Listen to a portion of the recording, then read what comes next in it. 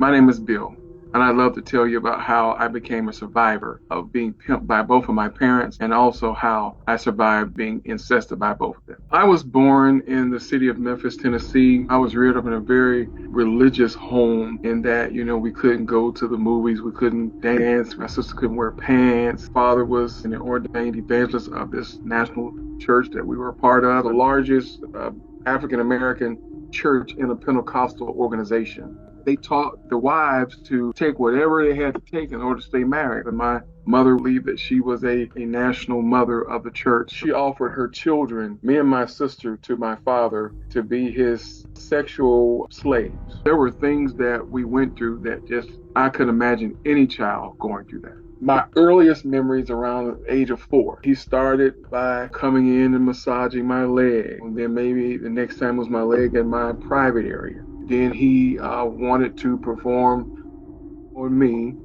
as a child. Then it went into me performing on him. And I also went through, a situation where he was having prison sex with me very often. My sister went through some of the same things, but she went through, to me, it's even worse because eventually she had to have several abortions because of this. And she also was molested by one of his brothers who also was a minister of the church. Eventually, our mother started having sex with us also. So you would think a mom would intervene and stop this and let's get away, let's run.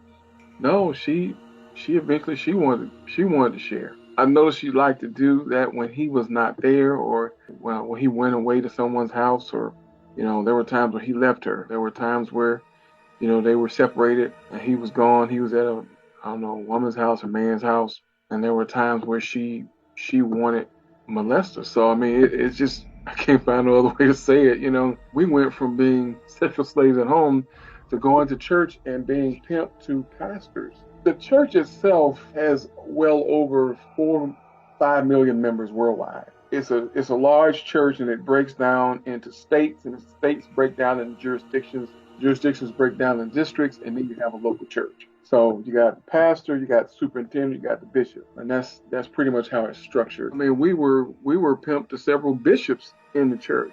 Our father, his role was an evangelist. He was licensed as an evangelist. He traveled around. He preached in different churches, like every Sunday, every other Sunday, or whoever invited him. So we would travel with him to these churches. He would either offer us to be molested, be sexually abused by the pastor of this church, either before, after, or during service at some point. It was either of us, or some were sick enough like to sex molest both of us. So we were molested, in these different places where he went to preach. My mother, she would go and sing a song, and me and my sister, we were sent to the pastor's office, and you know what happens. Like I said, it was a very critical time, very hard time as a kid. Well, the abuse for me went on from the age of 4 up until the age of 12 or 13. So you go from,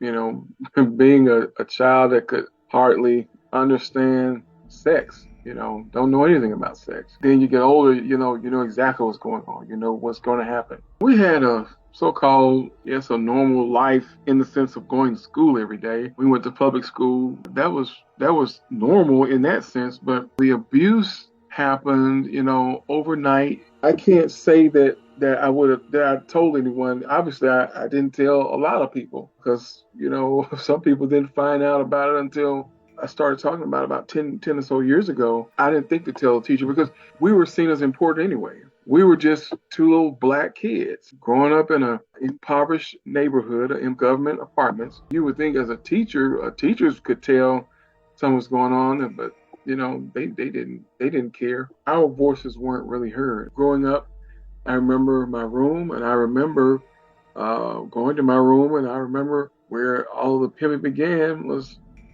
there were men standing outside my window wanting to get inside my bedroom because obviously my father had told them, you can come into this room and or you can have sex with my sons. You would think that this right here would be traumatic, but I mean, it just got worse and worse and worse. I remember feeling numb a lot as a kid. You can get to the point where it happens so much until you just like are dead. But I remember coming just like I would go to another place, another world when that would happen because it was a world that seemed to be more exciting than one I was allowed to have. Wishing it would be over, just wishing that whatever it was would stop. Pimping was introduced to us, me and my sister. I think I was around about 6 years old. Our mother, she would have what they call fish fries. So she would cook fish, make spaghetti, coleslaw, white bread. And they would invite their preacher friends over and they would feed them and they would send me and my sister on to our rooms and send the preachers in after us. You know, some of them like women, some of them like little boys, some of them like little girls, and some of them like both of us. So that's what happened, man. It was whatever they wanted, and whatever our mom or dad. Like I said, they were trying to pay rent, so they didn't care what they did. They just sent them in there after us and let them, just have whatever, whoever, how long. And it went from the home to different people's homes, and then it went into the church. So I mean, it was just so so hard. I mean, it was really when I look back, it was a really difficult upbringing. It was a very hard upbringing.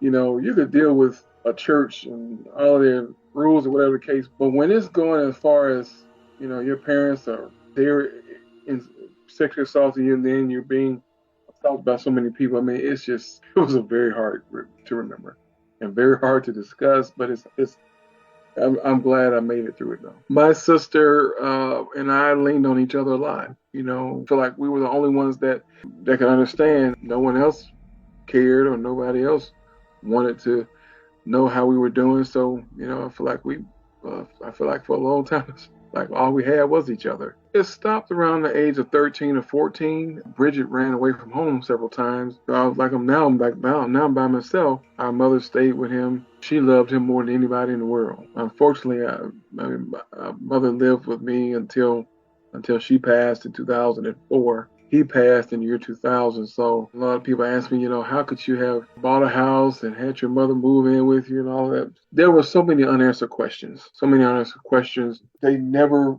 until the day they died, asked us to forgive either one of them for anything they did. They never said they were sorry. They never said anything. You're still asking and still wondering, like, why did this happen? Why did it happen? Why do we have to go through that? And then eventually it went into, it was what it was. And then after that, it just kind of, you just tuck it away in a closet somewhere. The hardest thing now is learning to forgive. That's almost been more terrifying than it is having gone through it, because you have to actually face all of these emotions, face all of these situations. You have to face everything. For me, I have to do exactly what the Word of God tells me, and that is to forgive. That has been a very bitter road. I started in ministry when I was in the second semester of college. A lot of people, I've talked to over the last few years are, like really shocked that I could be a minister and having been molested by my father, who was a minister, and so many other ministers.